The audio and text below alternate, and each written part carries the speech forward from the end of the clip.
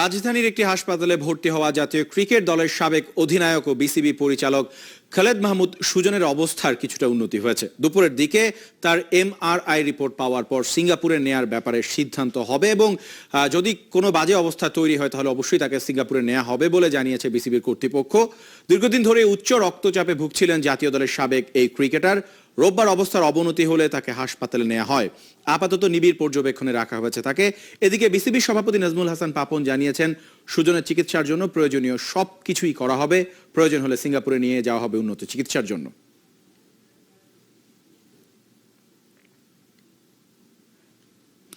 দল নির্বাচনের দায়িত্বে যারা আছেন তারা থাকছেন। নির্বাচকদের কাজের মূল্যায়ন করে 3 জনকে চাকরির মেয়াদ 1 বছর বাড়িয়ে দিয়েছে বিসিবি। বোর্ডের জরুরি সভায় সিদ্ধান্ত হয়েছে আরো বেশ কিছু বিষয় নিয়ে। টাইগারদের কোচদের বহরে যুক্ত হচ্ছেন বেশ কিছু বড় নাম। স্টুয়ার্ট ম্যাকগিল, চাম্পাকার রামানায়কে, মার্ক ওনিল যুক্ত হচ্ছে বাংলাদেশ ক্রিকেটের সাথে। শামসুল আরিফিন জানাচ্ছেন বিস্তারিত। বেশ কিছু সিদ্ধান্ত নিতেই বিসিবির জরুরি বোর্ড সভা। নাসিরকে যতই দলের বাইরে রাখা হোক আর সৌম্যকে বারে বারে সুযোগ দিয়ে যতই সমালোচনা সইতে হোক না কেন, নির্বাচকদের কাজে বেশ খুশি বোর্ড কর্তারা।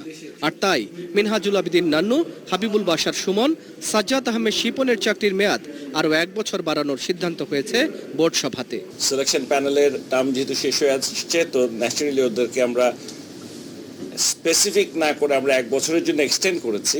বাট এখানটায় আলাপ আলোচনা হয়েছে, এখানটায় একজন ইন্টারচেঞ্জ হতে পারে, মানে জুনিয়র থেকে সিনিয়র, সিনিয়র থেকে জুনিয়রে একজনকে আমরা ইন্টারচেঞ্জ করতে পারি। বাট তার আগে তাদের সাথে কথা বলতে হবে, কথা না বলে না।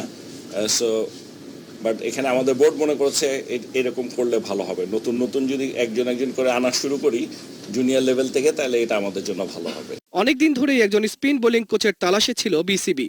শোনা যাচ্ছিল অনেকের নাম। এক্ষেত্রে চমকই দিতে যাচ্ছে বোর্ড। যার নামই শোনা যায়নি সেই স্টুয়ার্ট ম্যাকগিলকেই নিয়োগ দিতে যাচ্ছে টাইগারদের স্পিনের ধার বাড়াতে। আগেই খবর উঠেছিল চাম্পাকা রামানায়কে আবারও আসছেন বাংলাদেশে। বোর্ডের সিদ্ধান্ত হয়েছে তার ব্যাপারেও কোটনি ওয়ালশের সাথে কাজ করবেন এই লঙ্কান। আমাদের এখানে কোটনি ওয়ালশ আছেন, বাট আমরা আরেকজনের সাথে যোগাযোগ করছি, ফাস্ট বোলিং কোচ। সেটা হচ্ছে আপনারা শুনেছেন যে চাম্পাকা, তাকে আমরা এইচপি, স্পেসিফিক্যালি এইচপি প্লাস সবকিছুর জন্যই তাকে আমরা নিয়ে আসতে চাচ্ছি। আমরা সিলেক্ট করেছি, কিন্তু তার সাথে কিন্তু এখনো এগ্রিমেন্ট হয়নি। বাট আমার ধারণা যে আমরা না এটা 1 সপ্তাহের মধ্যে পেয়ে যাব। আমরা আমাদের ব্যাপারটা জানালেই এটা ফাইনাল হয়ে যাবে। আর স্পিন বোলিং কোচ হিসেবে আজকে আমরা এখানটায় আমরা সিলেক্ট করেছি, আমাদের ফার্স্ট চয়েস হবে স্টুয়ার্ট ম্যাকগিল। সেপ্টেম্বরের প্রথম সপ্তাহে বিসিবির এজিএম জরুরি সভাতে আলোচনা হয়েছে অস্ট্রেলিয়া সফর নিয়েও। বোর্ড কর্তারা এখনো আশাবাদী ঠিকই আসবে অজিরা। শামসুল আরিফিন, 71। বিশ্বসেরা সাকিব সারা বিশ্ব ঘুরে ঘুরে ক্রিকেট খেলেন। বিভিন্ন দেশের ঘরোয়া লিগগুলোর মধ্যে ক্যারিবিয়ান প্রিমিয়ার লিগ তার সবচেয়ে প্রিয়। অন্য যে কোনো আসরের চেয়ে ক্যারিবিয়ান মাটিতেই সাকিবের ক্রিকেটটা জমে ভালো। সাকিব যাচ্ছেন সিপিএল মাতাতে। খুব করে চাইছেন ঘরের মাটিতে অজিদের মুখোমুখি হতে। খেলতে পারলে সাউথ আফ্রিকা সফরের প্রস্তুতিও হয়ে যাবে, এমনটাই মনে করেন সাকিব আল হাসান। দেব চৌধুরীর রিপোর্টে বিস্তারিত। প্রথম বাংলাদেশি সুপারস্টার হিসেবে বিভিন্ন ফ্র্যাঞ্চাইজি ক্রিকেটে আগে থেকেই সাকিবের ডাক পড়ত। পরিচয় ছিল ছোট দেশের বড় তারকা। টাইগারদের খেলার ধরন আর অর্জনে সময় পাল্টেছে। সাকিব এখন বড় দেশের বড় তারকা। অনেক ডিফারেন্ট টাইপের কনভারসেশন হয়। আগের একরকম, এখন পুরাই ডিফারেন্ট। সবাই অনেক প্লেয়ারের কথা জিজ্ঞেস করে, ও কি অবস্থায় আছে, কেমন করছে, এইগুলো তো অনেকেই জিজ্ঞেস করে। টিম হিসাবে এত ভালো কি করে করলাম, এত উপরে আসার কারণ কি, অনেক প্রশ্নই করে। এবং এটা রেগুলারই এখন এইগুলো নিয়ে কথা হয়। এবং আমরাও ওইভাবে কথা বলতে পারি। এখন মনে হয় যে হ্যাঁ, একটা বড় টিমের প্লেয়ার ওইভাবে কথা বলার সুযোগগুলো আছে। বার্বাডোস ট্রাইডেন্টস আর জামাইকা তালাওয়াহাস সিপিএল এর দুই ফ্র্যাঞ্চাইজির হয়ে দুই আসরে খেলেছেন সাকিব। গতবার ছিলেন চ্যাম্পিয়ন দল জামাইকার স্কোয়াডে, এবারও আছেন সেই দলে। ভিসা হাতে পাওয়া মাত্রই উড়াল দেবেন ওয়েস্ট ইন্ডিজের পথে। ক্যারিবিয়ানের ক্রিকেট আর পরিবেশ দুটোই নাকি সাকিবের দারুণ পছন্দ। অ্যাটমসফিয়ার তো অন্যান্য যে কোনো টুর্নামেন্ট থেকে ডিফারেন্ট, সো সেই দিক থেকে বলবো যে অনেক বেশি এনজয় করি। জায়গাগুলো অনেক সুন্দর, খেলা নিয়েও অত বেশি সিরিয়াস না, মাঠের ভেতরে যতটুকু। অস্ট্রেলিয়া না এলে ক্যারিবিয়ান প্রিমিয়ার লিগের পুরোটাই খেলে আসবেন সাকিব। তবে অজিদের সাথে সিরিজটা কতটা গুরুত্বপূর্ণ সেটাও মনে করিয়ে দিয়েছেন অলরাউন্ডার। সাউথ আফ্রিকা যাওয়ার আগে আমাদের মনে হয় অস্ট্রেলিয়া সিরিজটা খুবই ইম্পর্টেন্ট। যদি না আসে ডিরেক্ট সাউথ আফ্রিকাতে যাওয়া, এতদিন পরে ম্যাচ খেলা আমাদের জন্য ডিফিকাল্ট হয়ে যাবে।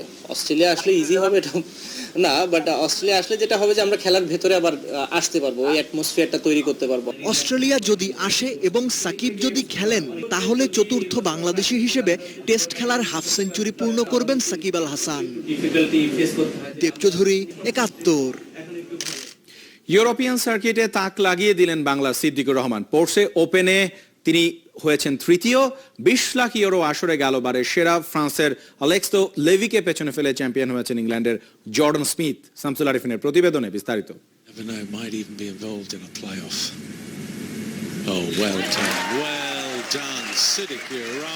তীরে এসে তরি ডুবাননি, তবে সিদ্দিকের একটা চাপা কষ্ট থাকতেই পারে।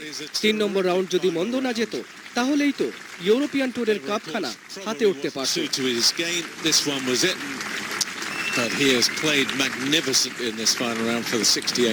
পোর্শে ওপেনে ৩ নম্বর হওয়াটা অবশ্য কম গৌরবের নয়। ফাইনাল রাউন্ডে কোনো ভুল করেননি, ৪ বার্ডি, ৪ রাউন্ড মিলিয়ে পারের চেয়ে ১১ শট কম। ইউরোপিয়ান ট্যুরের বাঘা গলফারদের সাথে বুক চেতিয়ে শিরোপার জন্য লড়াই করেছেন সিদ্দিক।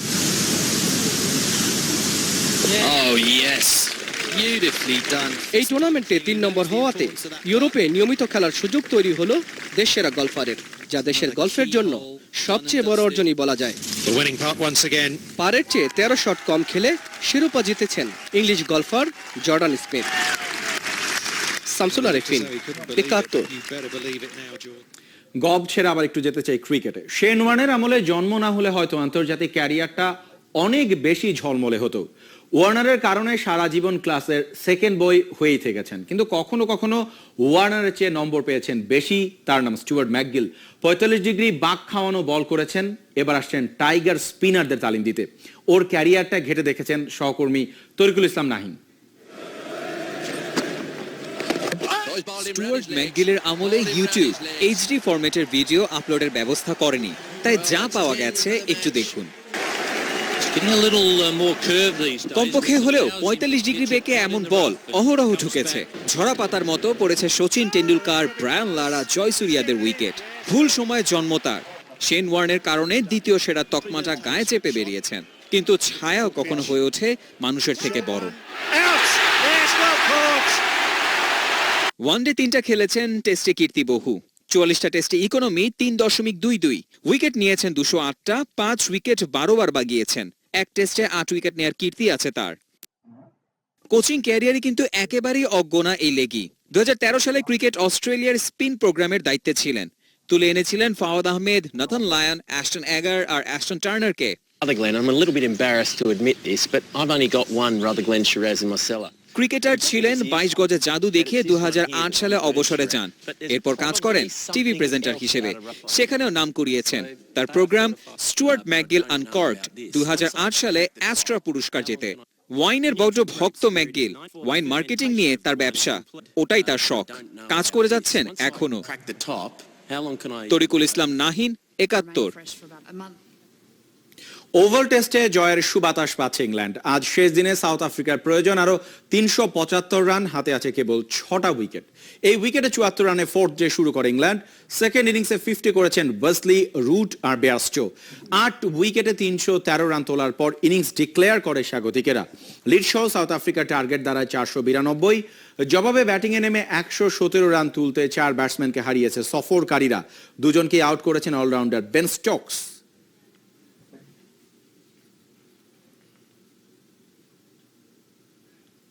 সমঝোতা হচ্ছে না, অ্যাডহক কমিটিও থাকছে না,